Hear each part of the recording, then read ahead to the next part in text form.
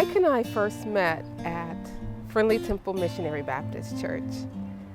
I've been a member there for years, and he came about 15, 20 years ago with his family. Tracy and I first met years ago. We went to the same church. We started talking, and after a while, we slowly started going out, but we made our love connection at church.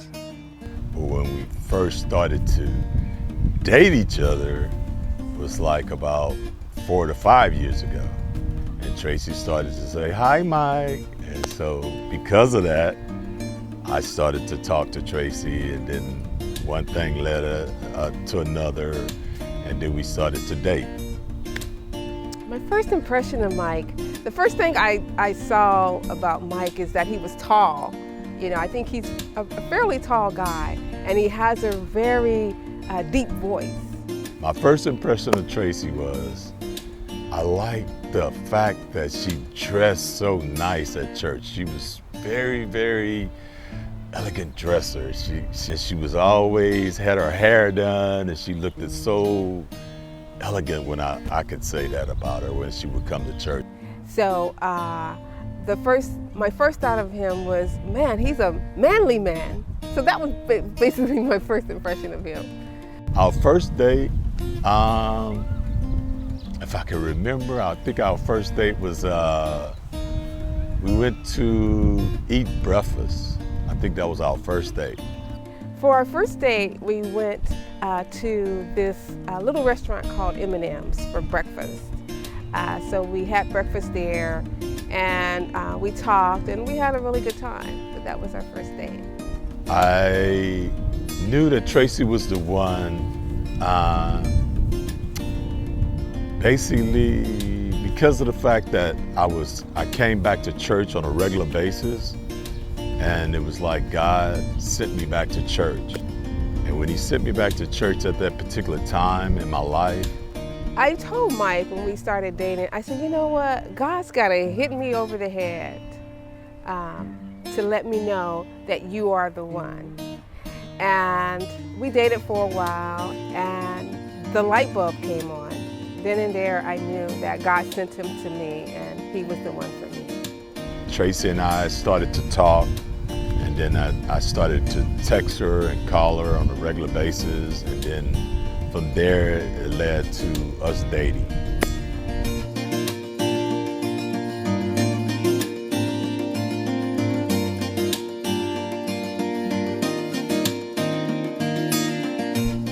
I would say who has the best cooking skills would be me. I think because I cook more than Mike cooks. He can cook, but I think he prefers not to cook. So I would say I have the best cooking skills. The best cooking skills between the both of us, I'm gonna give her an advantage over me, somewhat. I can cook, but she can't barbecue better than I did. I can. I would say who's in charge of the finances? I would say I would be in charge of the finances when we get married. In charge of the finances, I would say we're both in charge of our finances right now, but once we get married, I would leave her to be in charge of the finances. I'd rather let her do the paying the bills or whatever. I think she's a little more better than me on the computer paying bills and stuff. I'm somewhat frugal, even though I like to shop a lot. I still keep a close eye on my funds and how money is coming in and out of my account, and I will carry that forward in our marriage. Is there anything that she should not throw out?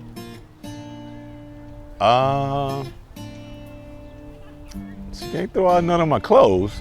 That's one. Mike should not throw out my shoes when we're married. I love shoes, any color, any heel height. I just love shoes. They are just something about them. He cannot throw my shoes out. The most cleaning, I would say, the person that would do the most cleaning would be Mike. He does a great job in cleaning. his house. So once he starts cleaning, he cleans it to the bone. Most of the cleaning in our relationship will probably be for me. It would be me. I would do most of the house cleaning, most of the stuff around the house would be me. I was in the Navy, so I know how to clean real good. What animal best describes Mike is grizzly bear?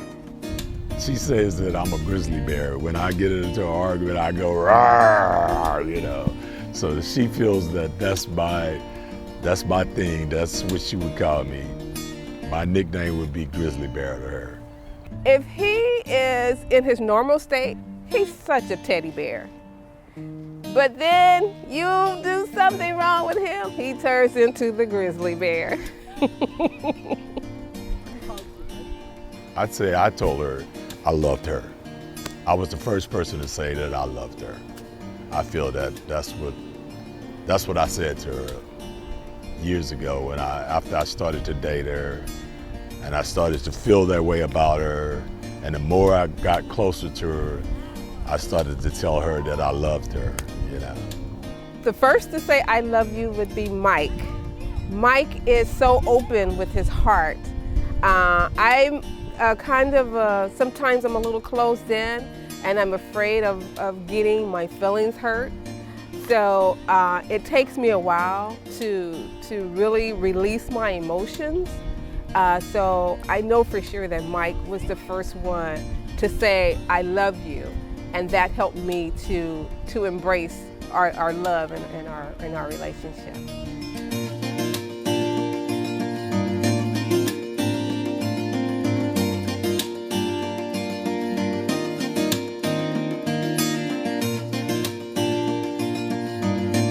Thank friends, family, and everyone that came out to our wedding. We just thank you guys. We appreciate it. If you see it in this film, we're getting ready to get married, and we just want to say thank you and wishing well to everybody that came out to the wedding, and you got to see our videotape of our engagement, and we thank you guys, and we just wishing everybody would have a great time. And I just want to say thank you for traveling this journey with us. We've been together for over 4 years, and it's been a wonderful journey, and we're looking forward to many, many more years to come. And I'm ready to take on this challenge with him.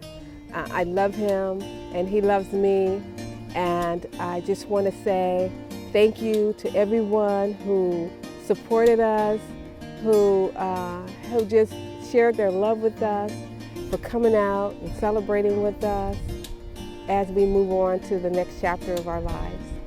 Yes, all our friends and family, we thank you guys. Appreciate it for coming out. Love you guys. God bless. God bless you all.